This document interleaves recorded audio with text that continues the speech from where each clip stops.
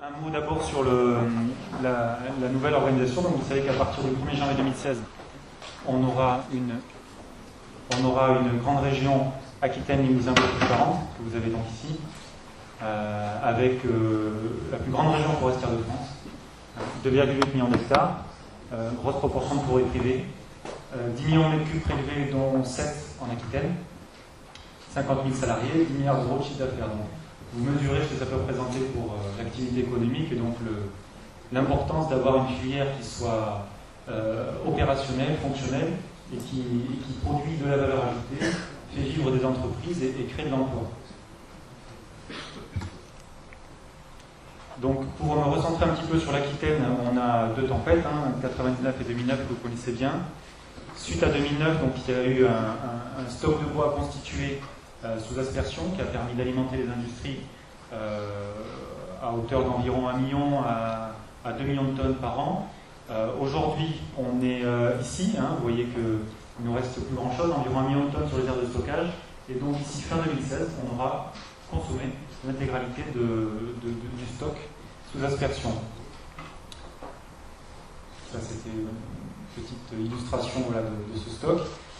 Donc plus de stock, ça veut dire qu'on a donc un massif sur lequel on a moins de bois disponible, et donc la production, on en a beaucoup parlé, on va donc de fait diminuer, et on a une demande industrielle constante, en tout cas dans les projections.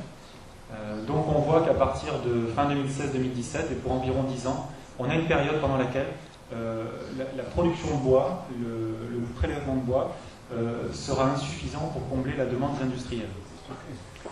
Donc tout le travail des services de l'État, c'est faire en sorte que, avec l'ensemble des partenaires et des professionnels, c'est essayer de faire en sorte que cette période se passe finalement la mieux possible pour tout le monde et que la filière continue son fonctionnement dans de bonnes conditions.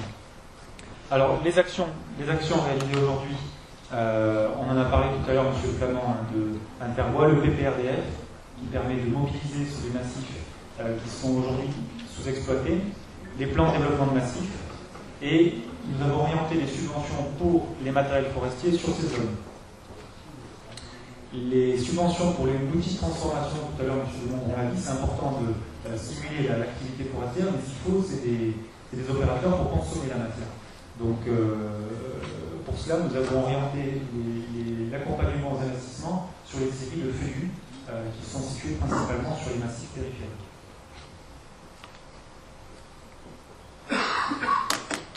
Donc ça c'était pour l'avenir, donc 2016-2017.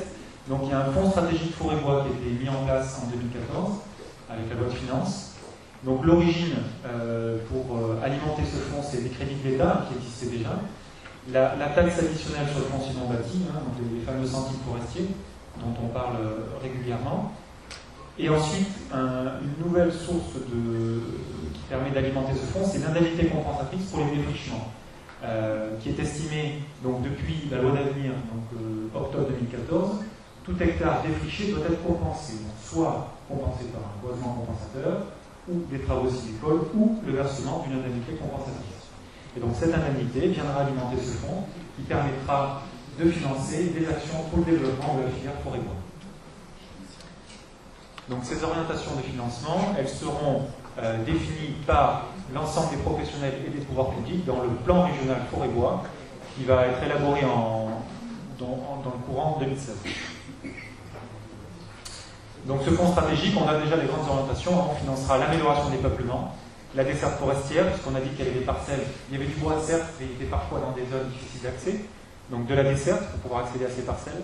La mécanisation toujours, qui reste un poste important et qui est un maillon stratégique. Les entrepreneurs de travaux forestiers sont bien eux qui mobilisent le bois.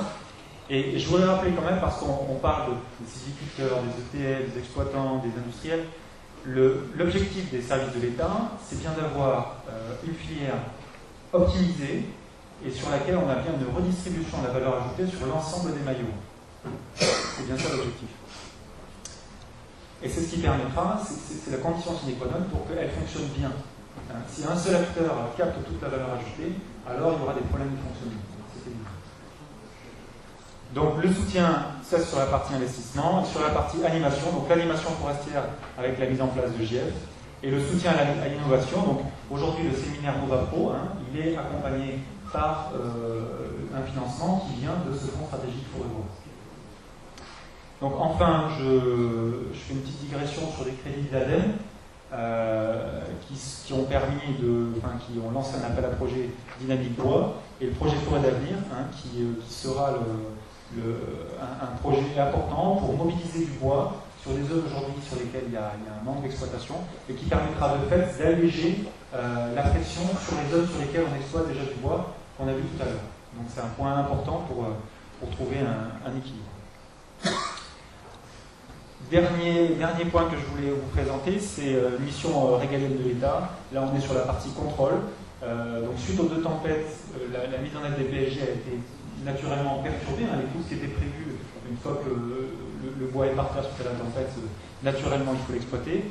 Mais là, on revient maintenant en 2015, 2016, on revient sur des cycles d'exploitation qui sont plus classiques, plus cohérents et plus normalement conformes à ce qui a été pris dans les plans dans les plans de gestion. Donc les services de l'État doivent s'assurer que les coûts qui devaient être faits sont bien réalisés. Parce que ce bois, il faut qu'il sorte et il faut qu'il soit mis à disposition des industriels ou du marché, du moins, qui en ont besoin. Voilà, donc pour finir, là c'est la page internet du site internet de la DRAC. Donc vous avez un observatoire de la filière forêt-bois complet qui part de la graine jusqu'à l'industriel, avec notamment un volet économique sur le prix des bois. Donc on essaie de mettre à jour et mettre au clair cet observatoire pour donner de la clarté et de la visibilité à l'ensemble des acteurs, ce qui permettra un bon fonctionnement de la filière. Avec toujours aussi en toile de fond l'objectif d'aller vers une contractualisation, c'est-à-dire donner de la visibilité et aux producteurs de bois et aux utilisateurs. Voilà, j'ai terminé, merci.